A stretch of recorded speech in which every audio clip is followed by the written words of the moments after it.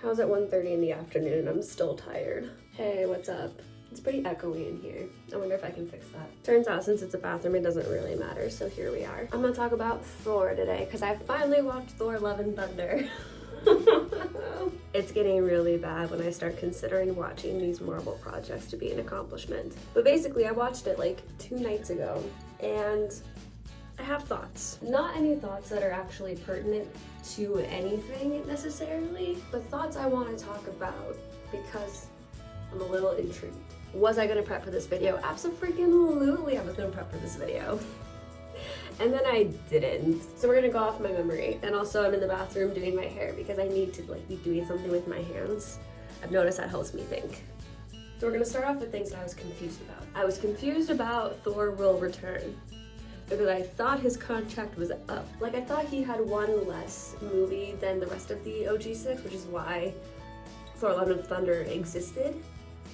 But then it says that he's returning, unless like Jane Foster's coming back from Valhalla, which cool, but like she can't, sort of, unless here, okay, I'm getting ahead of myself. Is she gonna be pulling Magnus Chase stuff? Okay, I'll save the Rick Riordan parallels for later. I will. But but yeah, I was confused about that. Maybe he has 2 more movies to deal with.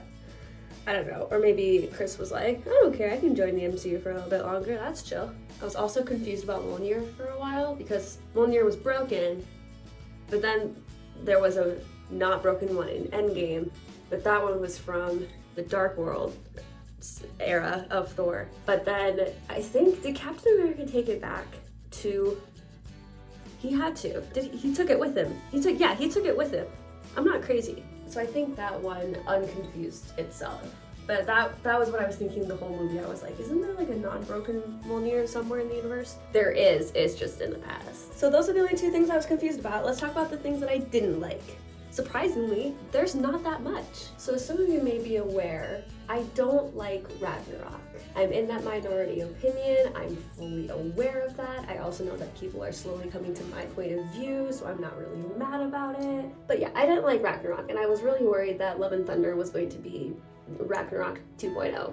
And it wasn't really, which was awesome. There were still some things that I wasn't like super hyped on. I'm trying to find the way, like I'm trying to find like the right specific verbiage for this, and I don't know what it is. It's like almost too comic booky, if that makes sense. Like if someone didn't understand that adaptations were a thing and they could just, what if I fishtailed it? I'm already brainy. If somebody didn't understand that adaptations were a thing and like translation from comic book to screen can be different and variations are okay in order to make the story better, like for that adaptation. Someone was like, no, like a copy and paste type of thing. And what happens. It's like when you translate books and you translate word for word instead of like thought for thought. We just got off like a super campy movie, Ragnarok, and like we're still trying to keep that, but like not, I don't know how I feel about it. Some of the humor in it was like, okay, cool, whatever. I think this was probably one of the first MCU movies I watched where I could actually feel the story beats. And like, I was like, oh, here's the beginning, middle, and end. Cool. I'm not saying that's necessarily a bad thing, but I did catch myself like throughout the movie kind of going, okay, so we're almost toward the end, because like if the place of the gods, it has a name and I don't know what it is. Like we were there, like that was technically like our midpoint, like our climax area. So like we should have that final boss fight anytime now. Anyway, it was more like broad strokes that I really didn't appreciate, which wasn't that bad. Like I want to, again, I can't speak. Again, I didn't hate this movie as much as I thought I was going to, which is maybe why I like it as much as I do, because I had my expectations on the floor. But now we're gonna talk about things that I do like, and I kind of already know where I'm heading with this. So, we finally have some Norse mythology. Only took us like 10 years, but we made it, folks! One thing that's always really annoyed me with Thor, the movies, the character, the story, everything about it, is that in Thor 1, it talked a little bit sort of about like where Asgard gods, people, science turned into mythos for Midgardians and like the Vikings and whatever. And like that was like a super neat concept. And it only happened in Thor 1, which I feel like if they would have made it more of a through line throughout their whole saga, we wouldn't have been in the mess that Endgame and Infinity War gave us, but you know, it's okay. So what do I know? What do I know? But finally, in Thor Love and Thunder, we got something, and it was perfect. We had the ships, we had the goats, we had people straight up saying Viking, like, skull, baby, skull. It was like super great. And again, maybe it's because I was a mythology kid growing up and like I was heavy into the Riordan universe for a good 2/3 of my life. But like it was really awesome to see, like, not necessarily paying homage to Norse mythology, but like acknowledging that it's a thing that this character is from. And like, and this is, okay, so this is one thing I wish they would have done more. Like, okay, so this is a twofold. I loved going to the Palace of the Gods because we got to see all of these different gods from different mythologies and it was super great. They didn't do enough with that, I don't think. Like, it was just Zeus. And honestly, that tracks because Zeus 100% would hijack that story for him. Also, I didn't realize it was Russell Crowe until the credits. I was like, okay. I like the way that Zeus looked in the movie. He was dope. But yes, Palace of the Gods, super great. Loved it. It was awesome. Also, they missed the, oh, guys. They had an opportunity to put the Wakandan Bast god next to the Egyptian Bast god, and they didn't. They didn't do that. And I'm a little annoyed about that. But anyway, I think they could have taken more time with the gods. I mean, personally, for my own gain. I think, so I think the amount of time they had there was good and it was fine and it was nice.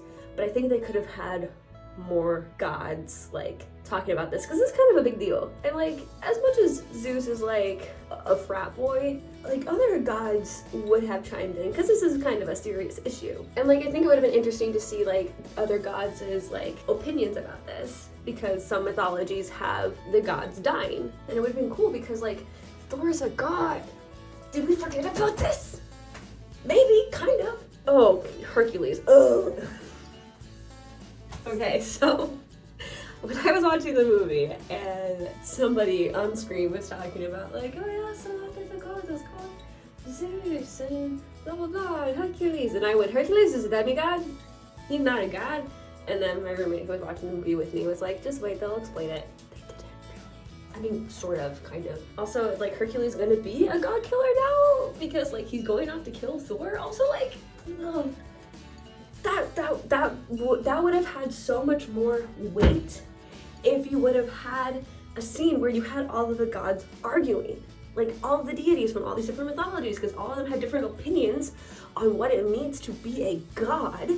Like, again, I don't have a lot of like knowledge on a whole lot of mythologies. I just love it. Different mythologies have different ways of coping and dealing with death, destruction, and the end of the world. And that would have been cool to see in Thor Love and Thunder. I guess that's really all. I guess that's really all I gotta say. I really like Jane. I like that. I knew she was gonna, like, I knew, because they were talking about Valhalla so much, I was like, okay, she's gonna go to Valhalla, Thor's gonna go to Valhalla, and then we're gonna see Heimdall, we're gonna see everybody, and it's gonna be great. And I was right, and it made me very happy. I think with this, I think we can finally transition to my favorite part. My happy parts of watching Thor Love and Thunder, which was all of the freaking parallels to one Rick Riordan and a one Riordan universe. And I want to preface this by saying that I understand that it's mythology. Like, y'all have the basic texts. There are going to be similarities. I get that. I understand that. I get it. But like, some of the stuff I saw in the movie, I was like, Mr. Taika Waititi, did you read his books before you made this movie? Because, like, Stormbreaker, just like Jack, just the way Jack is in the Magnus Chase series, except Stormbreaker doesn't talk.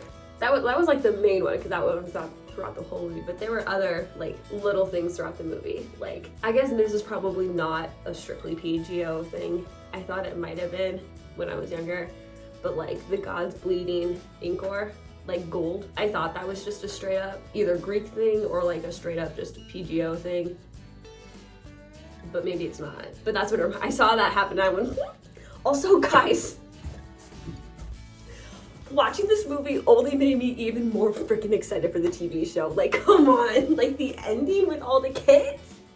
I'm gonna have a completely different reaction when I watch the Percy Jackson series. But when I was watching them kids fight, I was so freaking hyped and I went, this is so awesome. I love all of you guys so much. And this is reminding me of what's going to happen in the Percy Jackson show. And I'm not excited about that, but I am. So great. Also, Axel, what a guy. I love him. I love him. I love all of the kids in that show. Amazing. Also, I want Love, if that's gonna be her name, to be besties with Morgan Stark. Because that's awesome. I want that to happen. Anyway, I think that's it. Here's my braid. Woo. I'm gonna go see if my computer's ready to work. Bye.